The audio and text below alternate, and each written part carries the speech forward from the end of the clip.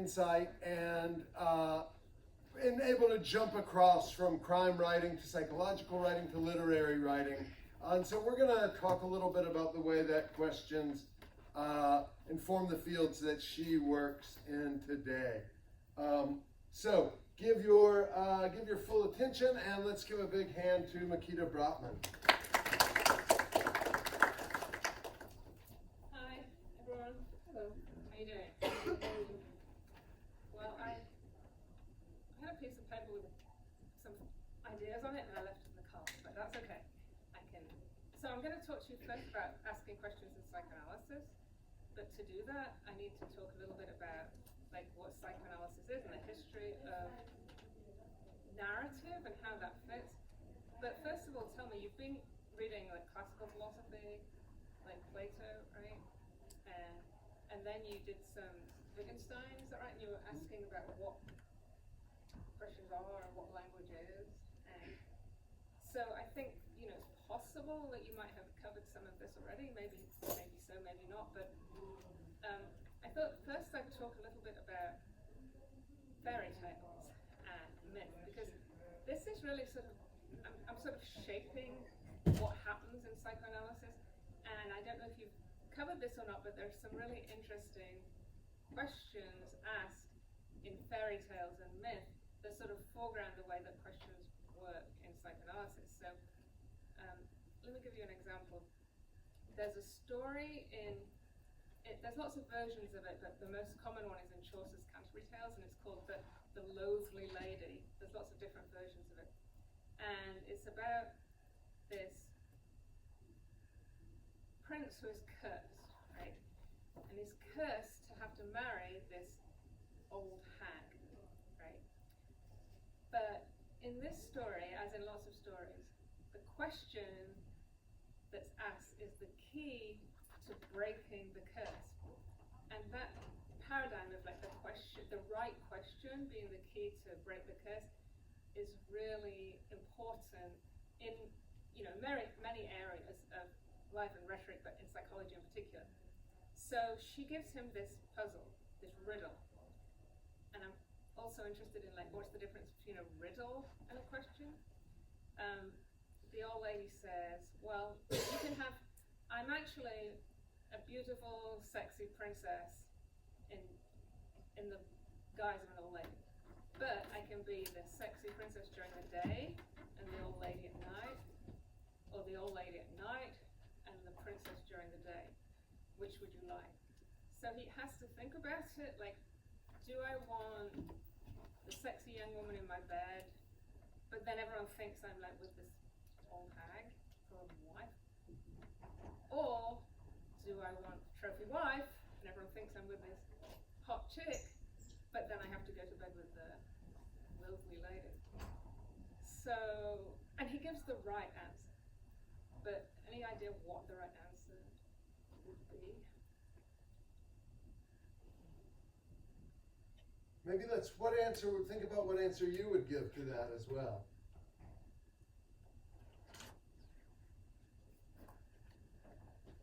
Well, you can also just randomly call on people for the right answer because they're used to that. All right, gentlemen, would you rather be with a hot chick at night or during the day?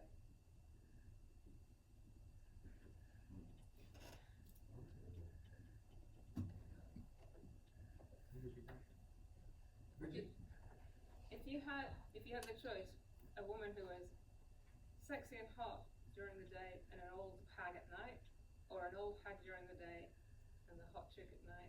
First one. You'd want to be seen with the sexy woman, but you wouldn't have her in bed. And I did not do it. Well, actually, you know what? That is the right answer, because he says to her, I don't know, you choose. And that's the answer that breaks the spell. And then, ironically, and rather misogynistically, she becomes the hot princess all the time. So that's the right answer. He throws off the question and says, I have no idea, and throws it onto her. So that answer kind of shifts the whole paradigm and makes you realize that, this was kind of a ridiculous, impossible question anyway. And actually, I'm just thinking about it now, you wouldn't necessarily have to go to bed at night. Anyway, so it sort of makes no sense. So that's one, like, a question that sort of shifts the narrative and makes you look at things in a completely different way. A magic, curse-breaking question. So there's another example, which is from the play King Lear, the Shakespeare play, which some of you might know, and it's right at the beginning of the play. And King Lear is like retiring as a king. He has 3 daughters, and he wants to split up his kingdom between these 3 daughters. So he's kind of an arrogant bastard. So he says to the first one, "Tell me how much you love me." And she says, of course, she says, I love you more than anything in the world. I love you all, more than my husband. So he gives her a third of his kingdom. The next daughter, he says, "Tell me how much you love me." Same thing, I love you above everything, I love you above all. And gives her a third of the kingdom. And then his third daughter, and threes are obviously very important in fairy tales and riddles and so on, and jokes. "How much do you love me?" And she says, "I love you like I should love you. I love my husband first. I love you like a woman should love her father. I don't love you all. I love you in the appropriate amount." Some versions of the story are called "Love Like Salt," where she says, "I love you." It's like salt on my food, you're around, you're there, you're sustenance, but now I've moved on, I'm married, have my own children. So that answer, which theoretically is, you shouldn't love your father above everything else in your life. The father, King Lear, basically kind of goes mad. But one curious thing is, like, he's already given a third to one daughter, a third to the other daughter. The other daughter can't, she's already got a third, she's not going to get a little sliver. So, that question, again, throws around the paradigm because it shows something about the king. Like, the king is this, he's already gone mad. Basically, he's this arrogant old guy who should no longer be wielding power. So, a lot of fairy tales have these questions that, like, kind of shift around the frame of what you're thinking about, and riddles too. I mean, I've been thinking about, like, what's the difference between a riddle and a question, and when a question can be a riddle. And any idea, like, what's the difference? So what would you say the difference between a question and a riddle? This is good. So we've talked about a lot of different kinds of questions and how they work. We haven't talked about riddles at all. They're all formulated like questions.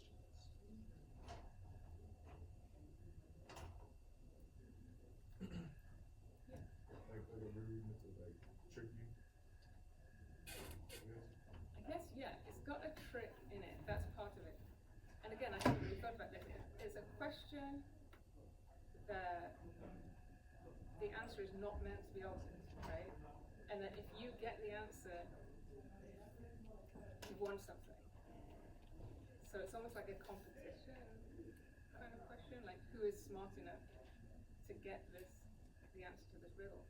But I think now that you've mentioned it, it's also like, in a multiple choice where you get a trick question, it's kind of like that. It's like, first you think, oh, that's obvious, and then you think, wait, isn't it? There's something extra in there that shouldn't be there. Like the riddle of the Sphinx, which is what goes on 4 legs, and then 2 legs, and then 3 legs. Yeah, what walks on 4 legs in the morning, 2 legs at noon, and 3 legs in the evening.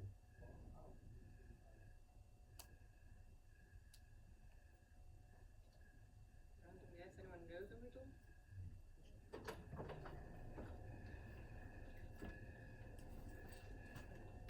Well, the answer is humans. When they're born, they're babies, they're on 4 legs. When they're adults, they're on 2 legs, and then when they're old, they're like with a cane, so that's 3 legs.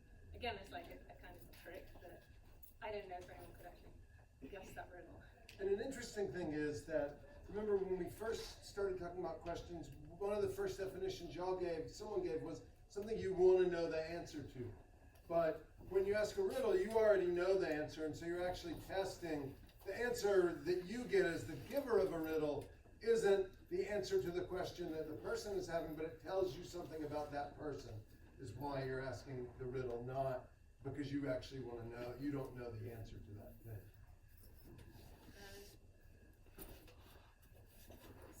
So these are examples of like questions or types of questions that do something other than elicit an answer, that reframe things or show you something about the question.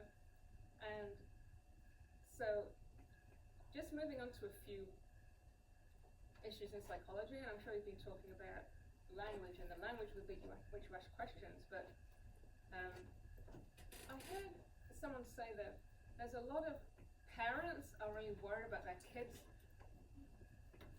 no longer using please and thank you because they're talking to Alexa all the time, and you say, Alexa, do this for me, or Alexa, do that for me. Not, Alexa, please would you? And nobody says like thank you to Alexa or Siri, right? So parents are kind of worried about like what's happening to politeness. But then on the other hand, you can also, like, please isn't always a polite word. In fact, sometimes it can be like rude. Like if I say, could you remove that please? Like the please is what makes it kind of rude almost. Or could you please take out the trash? Rather than would you mind taking the trash? Like please can be sort of an aggressor even, and it's in some ways it's more polite to phrase a question in, and linguistic research sort of calls this the male and female way of talking, which is a kind of absurd, but theoretically the female way of asking a question like that would be, I know you've been working hard, but the trash is kind of full, and it would be really helpful if you wouldn't mind taking it out, which is a lot more generous and helpful than just saying, please take out the trash, even though the please has got a please in it. So here's a couple of more examples of that kind of thing, like where psychologists have studied language and they've worked out what works in a question. In other words, what's that magic word that turns the key or breaks the curse? So one example is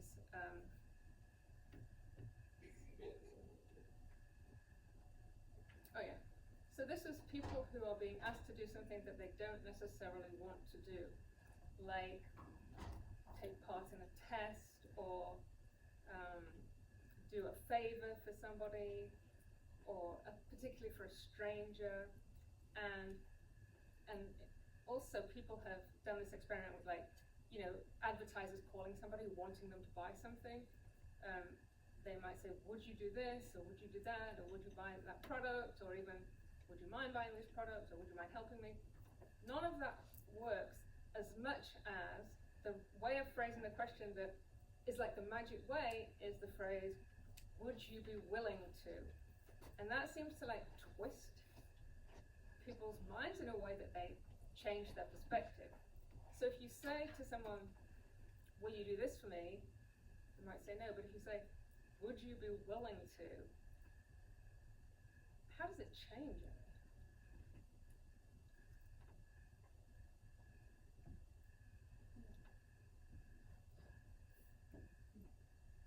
Can you say that again? Like if I say, would you walk my dog? Would you be willing to walk my dog? Yeah. It gives people more of an option. Like it gives them the choice to choose whether or not they would rather do something.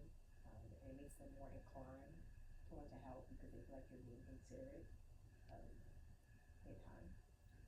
Yeah, that's right. I think both of those things are true. It gives you more of an option. It seems more polite and considerate. The other thing I think about willing is that it makes it into like a question of like moral decency almost. Like, are you a good enough person to do this? Are you an ethical person would do this, and it also makes it like it's just about you. Are you kind enough, moral enough, ethical enough, decent enough to do this for me? So it makes it like much more personal, I think, and yeah, and brings that moral element into it. It's interesting because it makes it both more personal and, in a way, more abstract. Like, would you walk my dog? That's a task to do right now. Would you be willing? It's kind of like let's hang out sometime, as opposed to like, let's hang out on Saturday. It's a lot easier to say, sure, I'd be willing, but you're holding a little bit in reserve also. Yeah. Yeah. But if you say, yes, I'm willing to walk your dog, you're saying that doesn't mean they're going to do it. Right. Or, because then they say, okay, how about Tuesday? No, Tuesday doesn't work. But I would be hypothetically willing. Yeah. Yeah, I think it takes away from the task and it focuses on you. Yeah. Like, what kind of person are you? So here's another one that's kind of similar. So this has been shown like in crisis situations, like when someone is taken hostage or is on the verge of suicide or something, and the police have intercepted them and are trying to like get them to stop or to give up the hostage or to come down. The first thing to do, of course, is to build rapport with the person, to get the person to trust them. And what most crisis teams will do is say, will you talk to me? Do you want to talk to me? Tell me about this. What's going on? Please talk to me. Maybe even, would you be willing to talk to me? And those tend not to work. I mean, the person will generally say something like, I've talked enough. What's there to talk about? I don't want to talk anymore. But there's another magic word that seems to work far more often than talk, and that is speak. Would you speak to me about this? Or would you be willing to speak to me about this? And again, it seems kind of irrational, but in that case, what do you think is different about speak? Would you speak about it?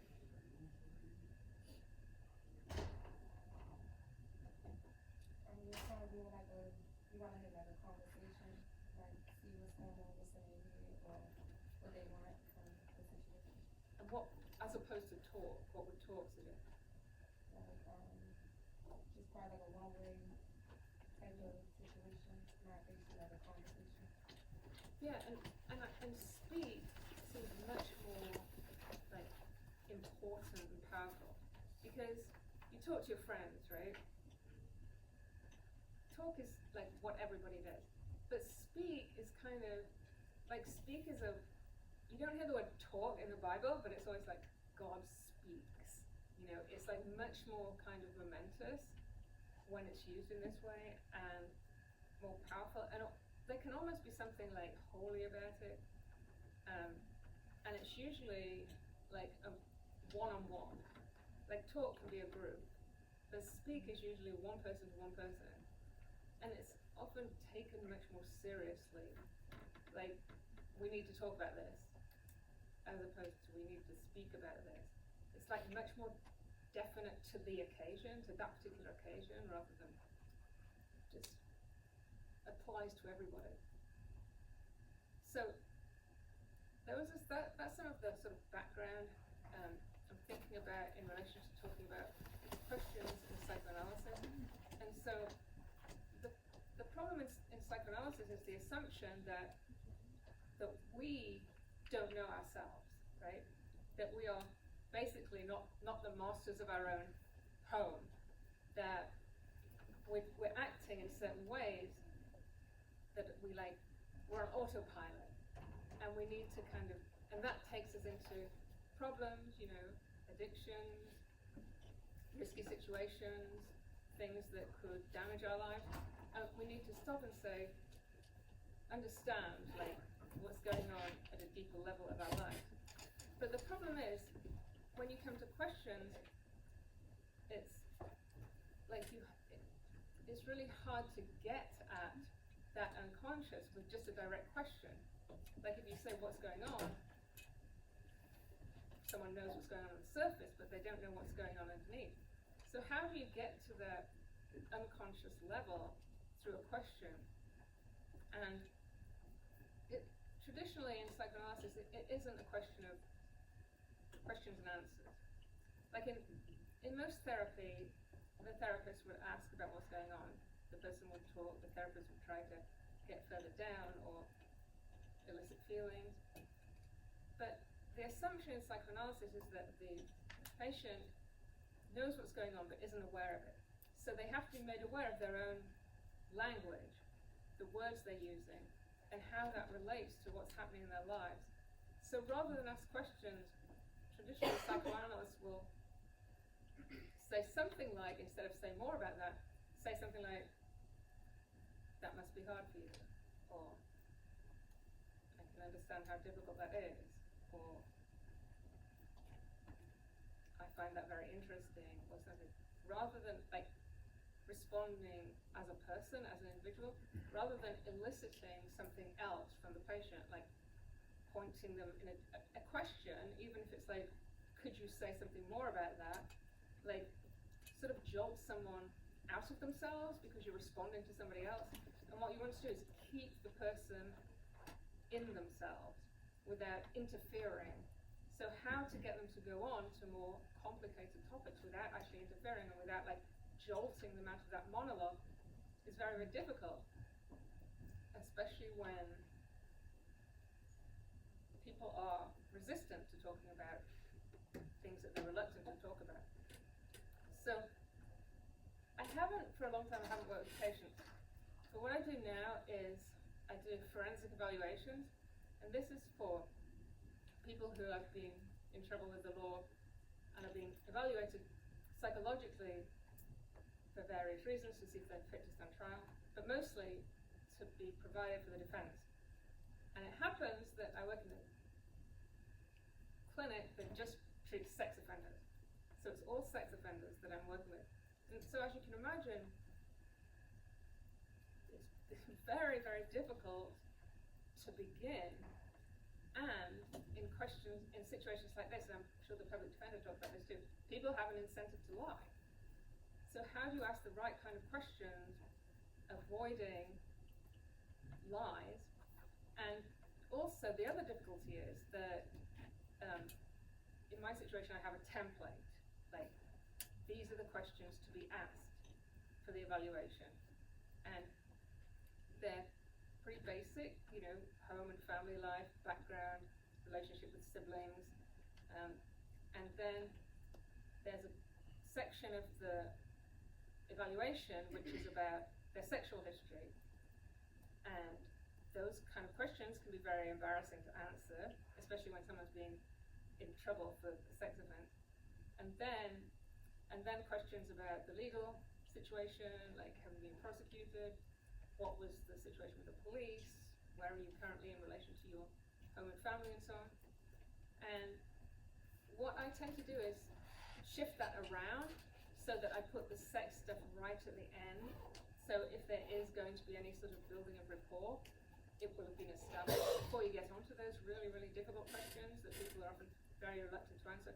But on the other side of the question, when people are in serious legal trouble, yes, they have an incentive to lie, but it's going to be even worse if those lies are found out. Their situation is going to be even worse. And then I, as the person who's doing the evaluation for the defense, is on their side. And my motivation is to present as sympathetic a picture as possible without misrepresenting the situation. So trying to be as sympathetic and understanding as possible. And that's very difficult because, you know, sometimes these are pretty horrible things that people have done. So how to verge from the template of questions without going into completely off-topic areas, and then how to ask the difficult questions without putting people off or making people afraid or making people wary or just overcoming embarrassment. That's something else.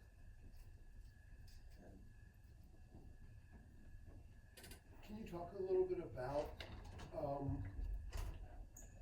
what it's like as a questioner? So like you talked about them being embarrassed, but like and how you get the template of questions. Is that from the bar or from the judge, or how does it work on your end? that's from the psychiatrist who runs the clinic that does these evaluations. So it's his particular template, and he's used to providing evaluations in a certain way, and wants me to do it that way. It's not exactly the way I would do it, but it's also embarrassing often for me to ask the questions. So when we get to the sex questions, I always say, now they know it's a forensic evaluation for a sex offense, so they're going to have to be prepared. But I say, now we're going to come to the questions about your sexual life and your sexual history, and some of these might be difficult, but just relax and, tell me exactly be truthful as far as you can remember. And it's the first question is, tell me about how you first learned about sex for the first time. And I think that kind of, most people in sex ed actually, but it's a kind of good starting point because it's not totally specific or totally embarrassing. So it gets the person like thinking and talking about sex, but without anything truly embarrassing coming in. Most people learn about sex from the parents telling you about the birds and the bees, or from taking a sex ed class, or very common, stumbling across some of your dad's magazines. That happens a lot.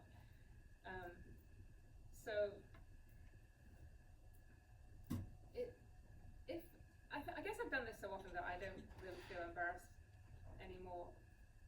It's being embarrassing when the person doesn't speak English and there's a translator in the room. And I think it's embarrassing for translators because they're never in these situations, or even a sign language person, because they're very rarely in these situations, I would imagine. But I think if any embarrassment shows on my point, the whole thing won't work. Like, I have to be completely objective and make them feel at ease.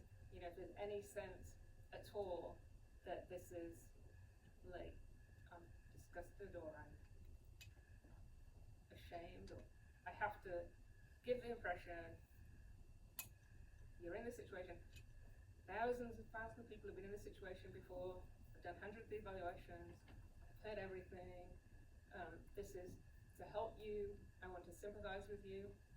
Whatever you've done is probably just the surface of the story, and we need to get the root causes of the story, like what happened, how did you get into this situation,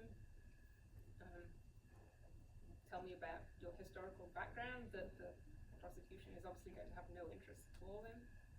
So to get that kind of, not necessarily, like a cross between objectivity and rapport, so like wanting to get the facts and being kind of clinical, but also letting them know, like, I'm on your side.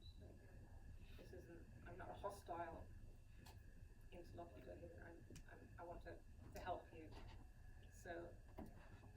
So think about this a second, y'all, because we've, in all of our ways of talking about what makes a good question, with Natasha Dartigues, we had a little bit about the judge. One of the lawyers might know the judge, so we've talked about social circumstances.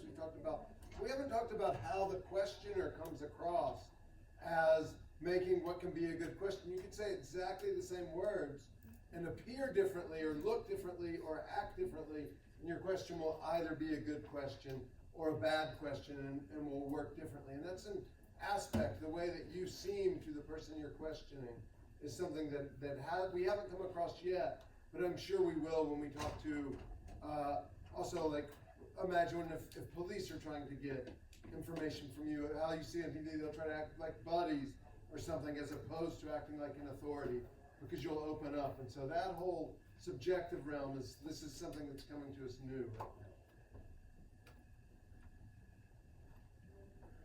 Yeah, so I'm not, my perspective is not that of the police, and is not trying to prosecute them. In fact, working for the defense, but also trying to make it very, very clear that this is a confidential situation, extremely confidential, but also there's no lying will only make things worse. Or even, sometimes people don't even know that they're lying, but they misrepresent things or present things in a way that defends them or makes excuses for them. So to probe that and to get to the actual truth of this is something that I did, rather than, well, I found myself in this situation, or this person approached me, or to actually accept the fact that in the legal situation, the prosecutor is not going to see any excuse for this. You have to be as completely objective as possible, and it's very, very difficult for people to do that.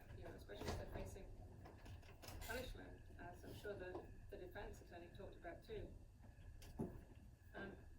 The other thing I was going to talk about a bit is asking questions for the crime writing I've been doing. So I'll talk about that and then the students can ask questions. great. So just briefly, this book that I just had published is about a murder that took place in Florida, and it took place in 2001, but it wasn't solved until 2016. So I was really interested in a husband and wife who killed someone else's husband. Like, what was it like for that husband and wife to live together for 16 years, knowing that they'd murdered somebody? And they go to church, these were devout Baptists as well, they go to church every week. What is it like praying in church, knowing that you have committed a murder? How can somebody do it? Is it possible even to believe, to stop believing that you did it, to repress it so completely? So the two murderers are in prison, and I did not expect them to answer my letters in book. I tried, and they didn't. I mean, if your case has been splashed all over the media, you want to be in prison for things, you want to forget it, you don't want any more attention to it. There was no response. I didn't expect any response.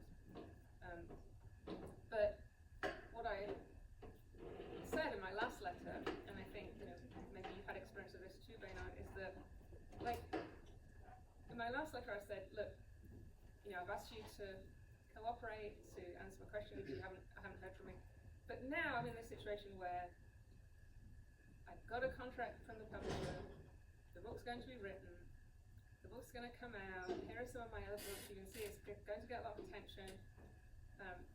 If you don't answer this letter, all I will have to go on is what other people say, and not what you say. So this is your chance now. Would you like to give your point of view? Because the book's going to be written anyway, so now's your last chance. Otherwise, I just have to go on to let other people. And it didn't work in this case, but I think I don't know if you've been in that situation, but sometimes that does work, that knowing that the thing's going to be out there, rather than just some journalist or writer probing, thinking about this, I'm wondering about this, when it's like, this is coming out, now's your last chance. And I got a monster, the bald white bail bonds guy.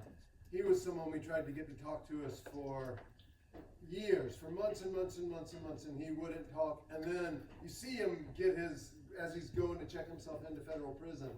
And so he kind of knew at that moment that it was his last chance to, and so he finally let us sit down and ask him questions and talk in a similar way. But it took, and you have to ask in 1,000 different ways to try to get them to finally see that, like, oh, maybe this will be in my interest to be able to say my side of the story. And then approaching other people involved in this case. I mean, this is something I'm really, really not good at. Because I'm kind of a shy person, and I don't use social media. And so to call someone up whose kid's been murdered and say, would you mind talking to me for a book I'm writing? I mean, it's repugnant to me. I mean, I just don't have the balls to do that kind of thing. It would be more useful if I used social media, because that's a good way to approach people, gently on their Facebook page. I'm interested in talking to you about something, and sort of gradually getting them around to you. But I don't even do that. However, I have found that when I eventually do ask the question, apart from people who are in prison who've committed the crime, I found that 9 times out of 10 people really want to talk, especially if it's something very personal to them. It's just so necessary. As soon as someone starts talking, everything starts to come out.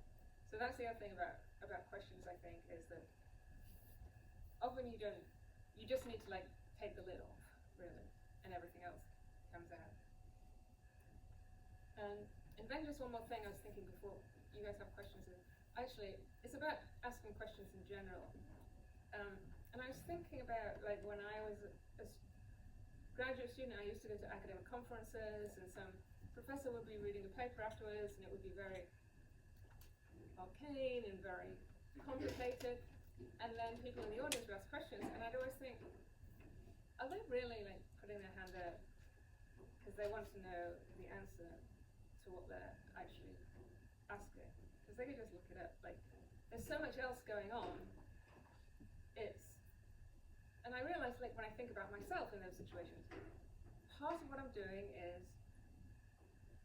not exactly showing off, but demonstrating that I have assimilated the material, I know what he's talking about, I have the similar references, I can ask something that's related to that topic.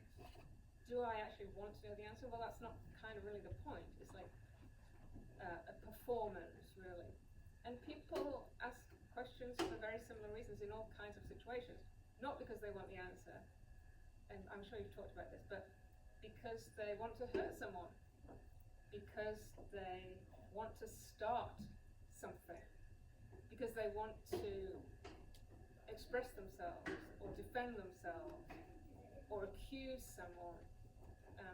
And often this can be unconscious, but in a public situation like this, I find, and I'm going to ask you if you have any questions, so it's going to be like kind of awkward, but are people really asking questions because they want to know the answer?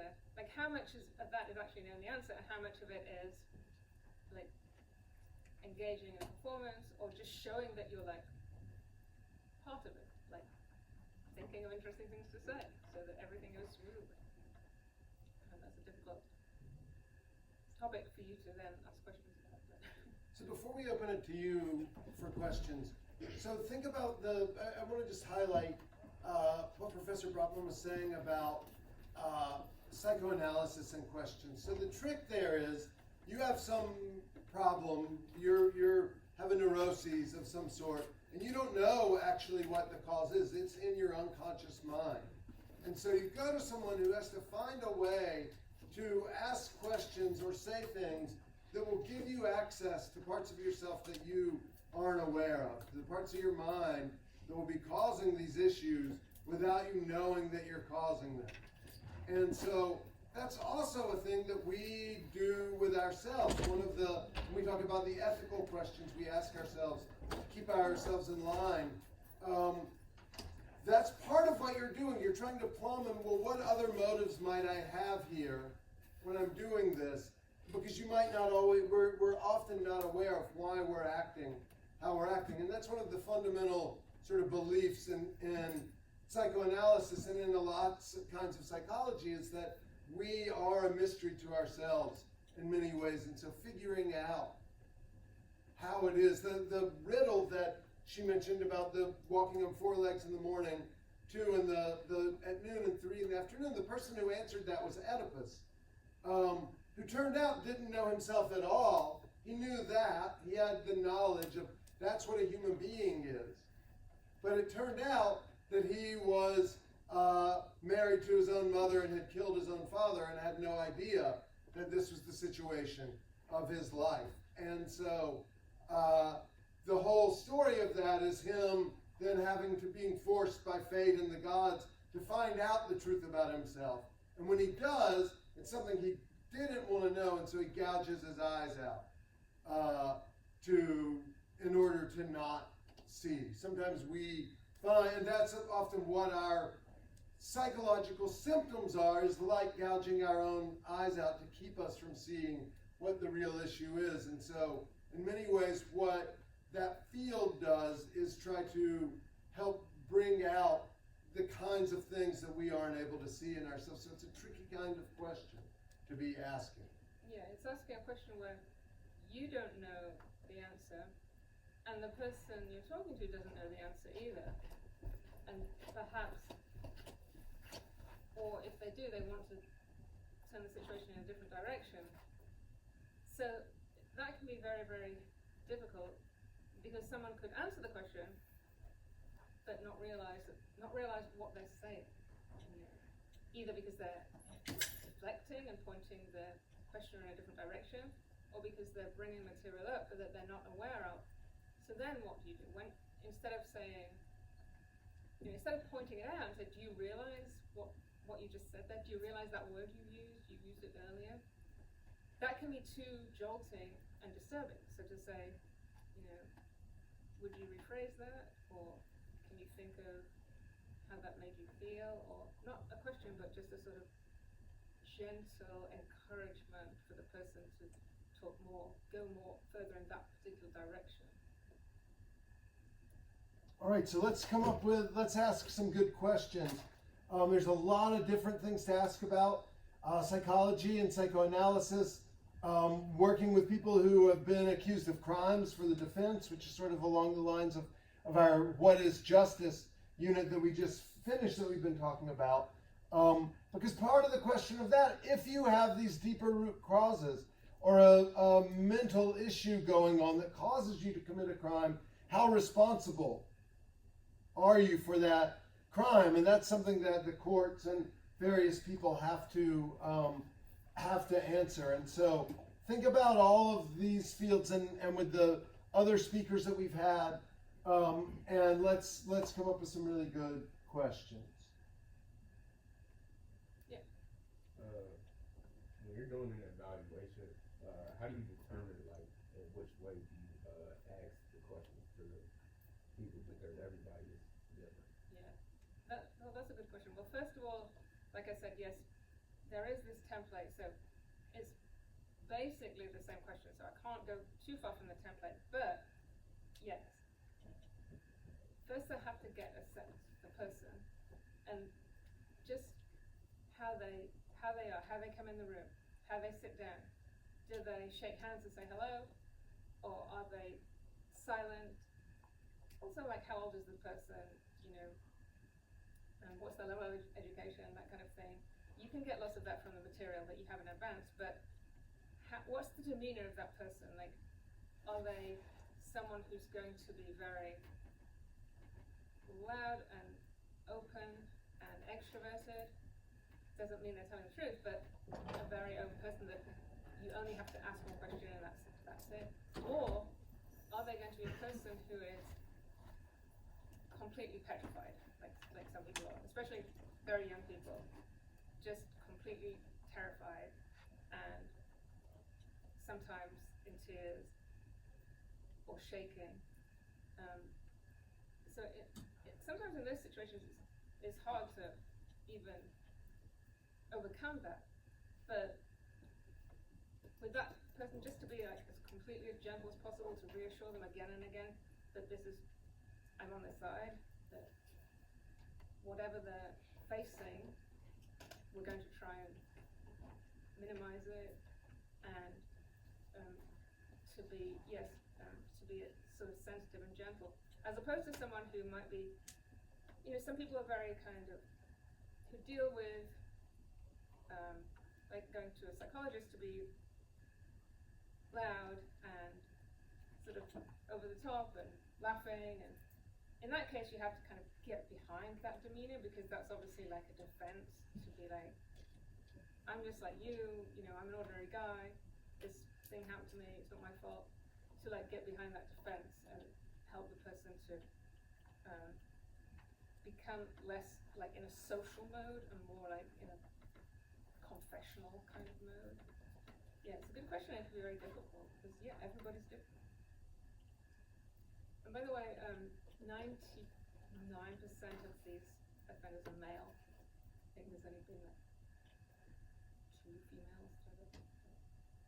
How many of the cases that you deal with are, like, on an average, I guess, are sort of percentile? Like, how many does the court often agree with your assessment when if you say there are these mitigating factors?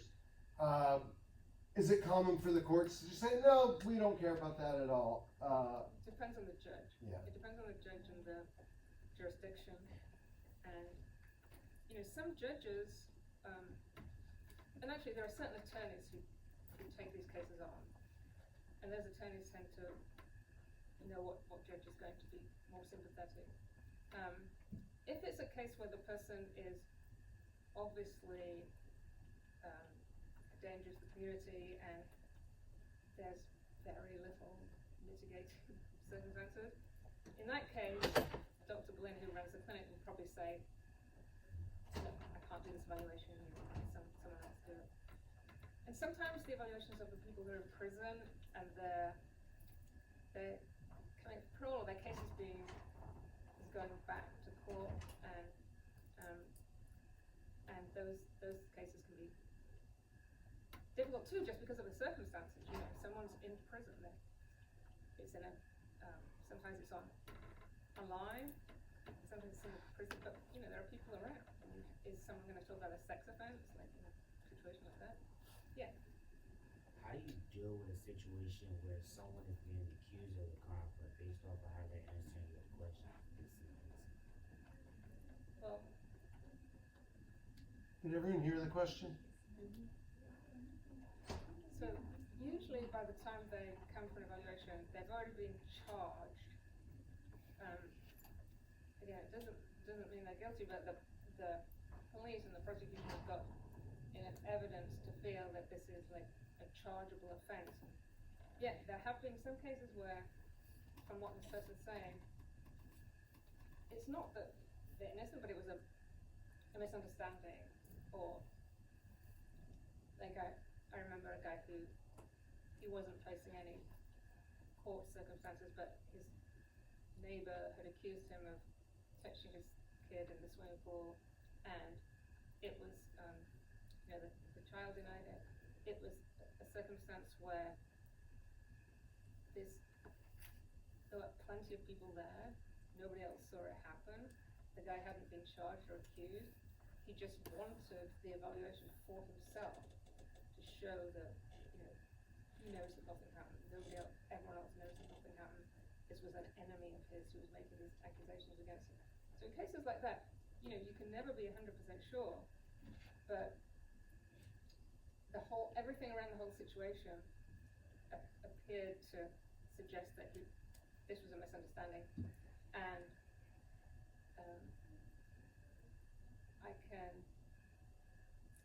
in that case I would still ask the same questions just to be 100% absolutely sure that there isn't anything that this person has not, and be kind of like, you know, ask the same questions I would ask anyone else. Because in the end, it's not up to me, you know, to decide whether someone's guilty or innocent. But the judges go based off of your accusations? No, the person who accuses, is nothing to do with us. The person's attorney has decided, although in this case it wasn't, that it will help this person's case. This person has a forensic evaluation, a psychiatric evaluation that suggests that he has no diagnosis of sexual disorder. Might help the judge, it might not. Yeah, it depends on the judge. So it's just writing a document for the defense attorney. It's not deciding guilt or innocence. More questions? Yeah. Is there a difference between evaluating males and females? Only in the sense that that every person is individual. But like I said, I've only had 2 women that I've had to do evaluations for, and in those cases, yeah, there wasn't any difference apart from the individual report that you did. I mean, one of the women was married and came in with her husband. I mean, that was unusual. Yeah. Did you go to school knowing you wanted to become an SFA? No, actually, I did a PhD in literature, and that was what I always loved, mostly involved in British literature. Then I really got interested in Freud and psychoanalyzing literature. Like, there's a branch of literary criticism which is psychoanalytic criticism, so it's psychoanalysis applied to criticism and to literature. So I got more interested in psychoanalyzing literature, and then I thought, well, this is something that interests me so much, I'll train in it and see if it's something that I enjoy. But I never, by the time when I was training in it, I had a full-time job as a literature professor, and I never wanted to give that up. This was going to be something like extra that helped me understand literature, which is all about understanding people, of course.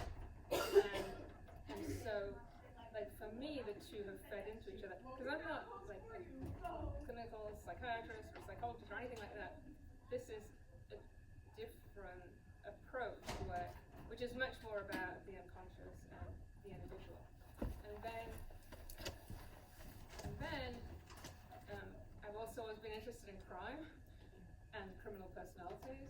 And then I started to write books about my experiences in the working with people who've been accused of crimes, like in the prison, as Baynard mentioned, or in the psychiatric hospital, which my previous book was about, or in this case, people who've committed a murder. So it's applying psychoanalysis and literature together to write about crime, which is really what interests me most. Yeah. Because I know when it comes to going to the psychology and it's something that like sometimes you know you're alone, sometimes it's a little like a bit of a burnout, like kind of hearing like different stories and stuff. And like my question is like, how do you not like getting like burnout kind of from it, because it's kind of like it's a really like mental, psychological, like you have to like be there, like mental health for that job. Like, how do you prevent, I guess, like burnout? Like, even though that is something that you like your job, but like, Yeah, that's a good question too. And in fact, I used to see patients, and that was it was too much time on with my other work, and it wasn't always something I felt comfortable with. And then I got into the forensic evaluations basically through people I met at the prison, actually, and then I used to, when I first started doing it, probably maybe 10 years ago, I was really, really interested in it, and I would do as many as they gave me, and I would do like 2 or 3 a week if I could. But now, I wouldn't say it's burnout exactly, but it's repetitious. It tends to be, unfortunately, the same kind of cases, the same people experiencing the same problems, and to be honest, a lot of I only do it once a month now, and the main reason for that actually is just not the interview, but the writing of it, writing up. It takes a really long time to write it up, and the actual evaluation can take from 1 hour to 4 or 5 hours, and the person also does lots and lots of psychological tests, so that takes a lot of time as well. But I don't do it as much, so I guess it would be not exactly burnout because I'm like mentally frayed by this, but just I used to find it kind of exciting, and now it's more repetitive and a little bit depressing. so kind of like a chore-ish, kind of like that. Yeah, a chore, but every time I don't know what the case is going to be when I go in. So there's always like a bit of interest. Who will this person be? What will the case be? And that stops it from being a chore. And also, I had this kind of realization once when I was doing my training in New York. I was feeling really depressed. I was on the subway in New York, just looking at all the people, just thinking like, what a miserable people. Everyone's depressed. I'm depressed. Human beings are just like a really dumb lot of creatures, including me. The world is a mess. But then I'd get up and go to the clinic, and like every person that came in, I saw suddenly as like a completely fascinating individual. So seeing people in a mass can burn out and depressing. But then when you get to know these people one-on-one, you realize like oh my god, everybody is fascinated. You know, there's no person who doesn't have a fascinating story.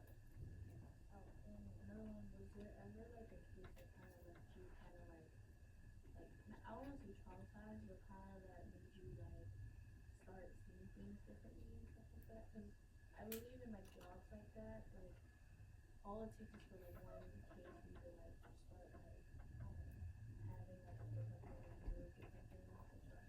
It's such an open-minded experience. Yeah. There've certainly been, you know, individuals who I've had to repress my real dislike and or discomfort, but I haven't had a case like that makes me think differently.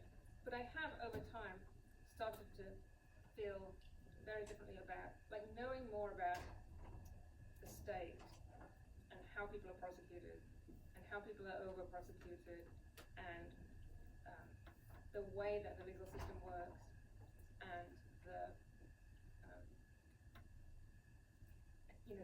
lack of any sympathy in these cases, just to see the world from that person's point of view, and to know that they may not know it, but I know that they're going to go to prison, and knowing that there's nothing that can interrupt or stop the situation, and how absolutely unsympathetic the prosecutors are, and the way that people are treated in the legal system. That's certainly, I mean, I kind of knew that anyway, but now much more so, because, you know, sex offenders are the most stigmatized people in society. So I've just sort of got very kind of jaded and depressed about the legal system itself. Think about that with what Public Defender Dartig said about secondary trauma that many public defenders, and I think that might be part of what's motivating that, many public defenders after many cases start to feel a certain kind of trauma from what all of the stories that they've heard of things that people have been through over the number of years, and why it's important for people in these fields to watch out for themselves as well. So we are out of time. Oh, go ahead if you have a follow-up. I think I'll be talking about it. Okay. So first of all, let's give a big hand. For roll today, turn in your homework, and I will take the roll off that since we came in late. I didn't want to waste our time doing that. Just taking the document and redacting. As Beth said, if you didn't do the homework, but you were here today, then you need to write me a very apologetic note saying that you were here today, but you did not have your homework, and that you will certainly have it by Monday. For Monday, your homework is going to be your journal. Tuesday rather, is your journaling of this, and then bring in all three of your journals so we can talk a little bit about how those are going, because that is going to be a big part of your final. So your homework will be to journal this one and then to bring in your journal so that we can talk about it. I did mine online. Okay, then just send it. You can send it to me either at that Google text number on the syllabus, or to deal with it so it doesn't have to be a picture of it or whatever. I swear Blackboard is coming through. They keep swearing to me. But I also made a Gmail, which is just how to ask a question 1 at Gmail for you to submit work to as well. Well, thank you for having me. I enjoyed talking to you. Thank you. See y'all on Tuesday. Bring your work up if it's written out. If you haven't, otherwise, how to ask a question 1 at Gmail. You can get it to me there or at the number on the syllabus.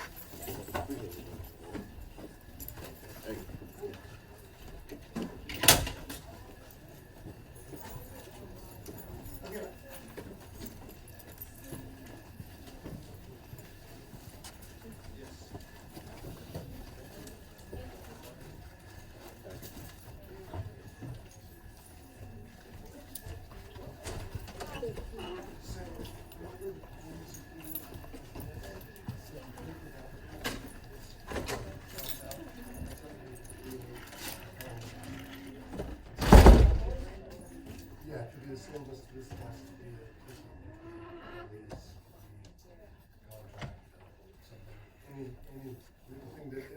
to say what you want to say by crossing it. I forgot. Okay. I'ma do it. Okay. What's that? Well, we still don't have Blackboard set up yet because the administration said how to ask a question 1@gmail. Just one.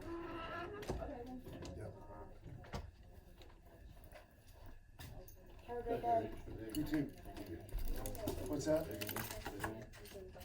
What's this? Oh, no, so it's one, it's gotta be more than that. It's not, and then two, the journals you're not gonna turn in until the end.